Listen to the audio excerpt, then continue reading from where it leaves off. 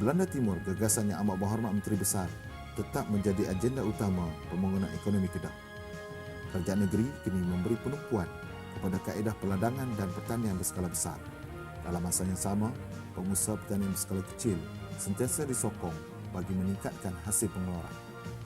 Ada satu signboard besar, dia tulis tu nak buat ikan keli tu, tulis besar. Tapi daripada jual ikan keli bawah signboard tu, saya tak tahu ikan keli tu mai daripada kelike atau mai daripada mana, tapi dia jual bawah tu. Kita sedang berbincang dengan sebuah syarikat subsidiary, sebuah syarikat konglomerat yang besar di Malaysia, Sime Dabi lah saya sebut, yang sekarang ni Sime is actively involved dalam food punya ni, Alif minyak masak Alif yang kita duk tengok Alif bang tu kan. Dan ini pun jenamanya juga akan jadi Alif, tapi di situ akan diletak kelike. Kita buat R2R, R2R, yes, RTR, ready to retort. Maknanya kita proses benda tu dan dihantar ke kilang di Senawang, dan mereka akan terus retortkan benda tu dalam pelbagai perasa yang ada. Dan permohonan yang mereka minta daripada kita ni, Datuk Speaker, ialah antara 22 peringkat awal sehingga mencapai 43 metrik tan sebulan. Dan kapasiti kita di Sungai Pau tak mampu. Sebab itulah kita selepas ini, technicalities di Sungai Pau tu dapat kita selesaikan. Kita akan pastikan bahawa kita dapat cari penternak keli kontrak yang dah pun memulakan operasi. Kita bagi yang ni apa semua, dan selepas itu kita akan ajak rakyat ramai untuk bersama dalam RTR ini untuk kita supply dengan syarikat ini. Kemudian tentang ikan patin pasal apa tak jadi, saya ingat telah saya sebutkan dalam lepas, syarikat yang sama ni setelah economic crunch, credit crunch berlaku di Amerika, mereka tarik diri. Dan sekarang dan selepas itu kita berbincang untuk buat tilapia secara besar-besaran. Sekarang ni kita tengok satu lagi peluang pasaran juga di luar negara, tetapi di Timur Tengah. Juga pasaran volume yang mereka nak besar, margin dia sikit. Dan silap-silap mungkin kita termakan margin kita. Kita sedang duk kaji tengok. Tetapi entry barrier dia dengan izin boleh kata hampir-hampir tak ada. Jadi ini sedang kita tengok, sebab ini membolehkan kita melibatkan rakyat, orang kampung, untuk turut serta di dalam projek yang seumpama ini. Baik, masa dah yang berhormat. Allah. Tak boleh saya minta satu lagi ya? Tak boleh, pasal kita dah Saya ada kesuntukkan 3 masa. 4 lagi. Saya minta satu ke? Kesuntukkan masa. Dia nak cakap tak? Kenaikan tarif air yang berkuat kuasa 1 Oktober 2010 turut menjadi isu perbahasan. Ditanya Yang Berhormat Anak Bukit, bilakah itu kertas kerja kerajaan negeri menaikkan tarif air ini dicadangkan, dan bilakah dia dihantar ke kerajaan persekutuan? Yang Berhormat Derga, kerajaan negeri tak pernah sedia kertas kerja untuk naikkan harga air di negeri Kedah. Tak ada. Okey? Kalau kita ambil contoh, misalnya di Padang Terap lah, kita tak payah di daerah lain, saya tak pasti. Saya kirakan bahawa kita sedang masih menghadapi jumlah bekalan air yang tak cukup. Tentang yang disebutkan oleh Yang Berhormat Pedu tadi, ya, memang kita akui masih terdapat banyak lagi kekurangan di sana sini tentang mutu perkhidmatan bekalan air ini. Secara spesifiknya kalau di Padang Terap itu, kita mengharapkan insya-Allah apabila loji Padang Sanai yang berkapasiti 50 juta liter satu hari itu dapat kita operasikan sepenuhnya, kita harap insya-Allah kebanyakan tempat yang sebelum ini mempunyai masalah tekanan bekalan air ini akan dapat kita selesaikan. Adun Anak Bukit menjelaskan kepada Dewan bahawa kuasa menaikkan tarif air bagi negeri Kedah bukan di bawah bidang kuasa kerajaan negeri. Sebaliknya, kerajaan pusat yang melibatkan Suruhanjaya Perkhidmatan Air Negara SPAN di bawah Akta Suruhanjaya Perkhidmatan Air Akta 654 dan Akta Industri Perkhidmatan Air Akta 655. Penstrukturan semula tarif air ini adalah berasaskan faktor peningkatan kos operasi dan modal, bebanan hutang sebanyak 1.83 bilion ringgit yang tidak pernah dibayar, projek pensuastaan rawatan dan bekalan air serta tambahan hutang pembinaan loji baru yang di luar kemunasabahan. Sekarang ini kita nak kena bayar dekat operator tu RM1.79 untuk setiap kubik meter. Padahal kos operasi kita ialah dalam sekitar 70 ke 80 sen satu kubik meter. Mana logiknya? Tahun lepas kita hanya mengutip daripada rakyat Langkawi, dan mereka yang menggunakan servis di Langkawi hanya dalam sekitar 14 juta sahaja, dan kita perlu bayar dan dah bayar kepada Telework sebanyak 39 juta. A whopping 25 million of subsidi. Ini apa ni Datuk Speaker? Benda yang nak kita swastakan ini, biarlah orang yang nak jalankan benda tu kena kos dia lebih rendah daripada kos kita. Kalau kita 7 kupang, 8 kupang, dia nak main ambil 6 kupang, silakan.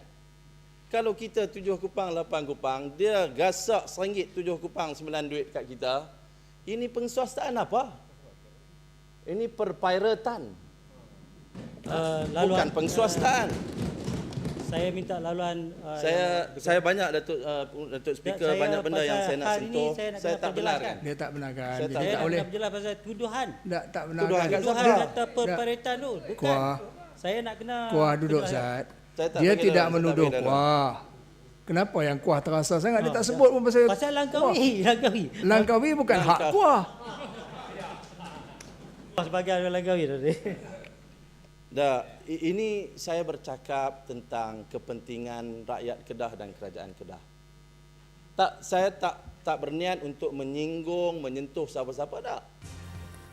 Yang Amat Berhormat Menteri Besar telah mengumumkan beberapa projek perumahan untuk rakyat meliputi rumah mampu milik kos sederhana dan murah di beberapa kawasan bagi tahun 2011. Isu kota perumahan pemilikan Bumi Putera dan bukan Bumi Putera pula sedikit menghangatkan perbahasan Dewan.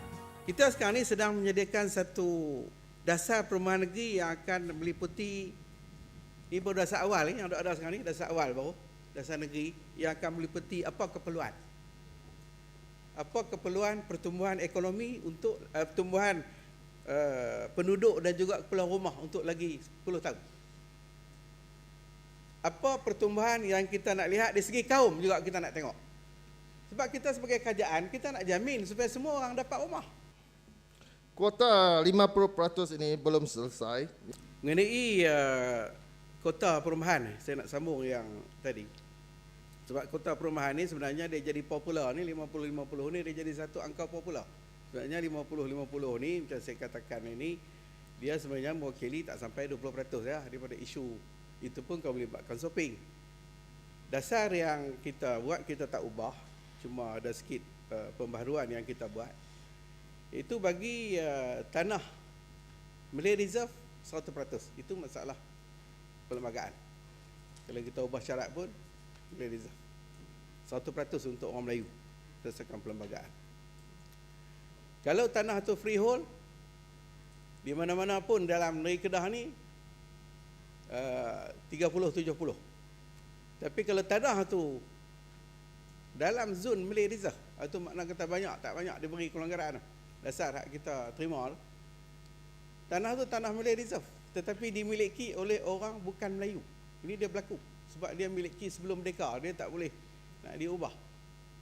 Hak tu pun masih lagi 30-70. Kalau sekiranya tanah itu freehold dimiliki oleh orang Melayu, masih 30-70 juga. Kecuali dasar yang ada yang lama ada di Langkawi, itu ada perubahan sikit. Di Langkawi, kalau tanah tu freehold 50-50 itu pun dasar. Dasar sedia ada, bukan dasar yang kita gubal, dasar lama yang kita sambung. Tak ada perbezaan. Jadi yang menjadi 50 yang jadi popular angka ni, yang daripada tikam sangat ni, adalah bila berlaku shopping. Itu bila berlaku. Kalau tak berlaku shopping, tak ada lah 50-50. Sebab shopping ini dibuat atas keperluan yang ditentukan oleh kerajaan, bukan atas kehendak maju. Jadi dalam nak buat shopping ni memang ada peruntukan. similar character dan kerajaan terpaksa menggunakan budi bicara sebab similar character tu tak boleh berlaku dalam similar character ni.